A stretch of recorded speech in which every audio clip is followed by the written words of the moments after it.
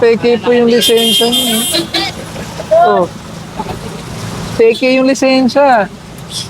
Oh. Tingnan niyo po Ito po ang lisensya, expired sana. Ang problema po, ang ginawa po niyo, o kung sino man yung nakabanggaan niyo, dinikit lang po. Ayan po, oh. Kaya pala iniwan po sa akin. Peke po yung lisensya niya. Ayan. Kabilaan po yan, O, takin ko na lang po. Ewan ko kung sasagutin ka. Ayan, peke po. In-overlap lang po lahat, oh. Kaya pala Laminated film.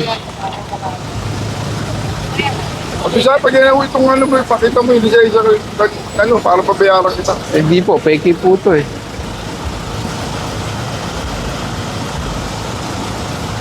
Doble ka, ayun, oh.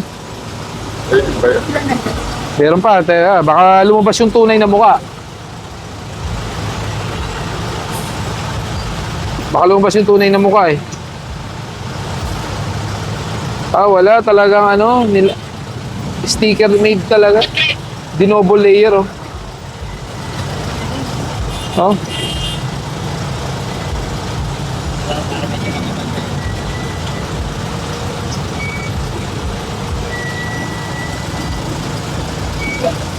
Maganda yung pagkakayari mga kaibigan, no? Technically, wala po kayong lisensya. Hindi po namin ma-verify kung paano po yan. Portal po. Palabas po yung portal nyo. Share po kasi na kahit di mabuksan. Paano po kaya yan, sir? Kasi kung wala po kayong mapakitang kahit portal, may impound po yan. Technically, wala po kayong lisensya. Bubuksan ko, paayos ko lang muna po yung yun. Pero pasensya na, sir. For the meantime, may impound po yan. Pwede na po siya. Pasensya na po. Wala po kasi kaming means to verify your driver's license. Galing nung ginawa. Hindi nyo po napansin to? Hindi po eh. Yan lang po binili. Kasi po kasi Binigay sa inyo. Binigay po sa inyo kasi peke. Nakausap niyo pa po ba yung bumangga sa inyo? sabi niya, pag nahuli, ito yung pa yan. Sabi ko, baka mahuli ako. Ipakita mo tuloy siya ko para yun ang mga.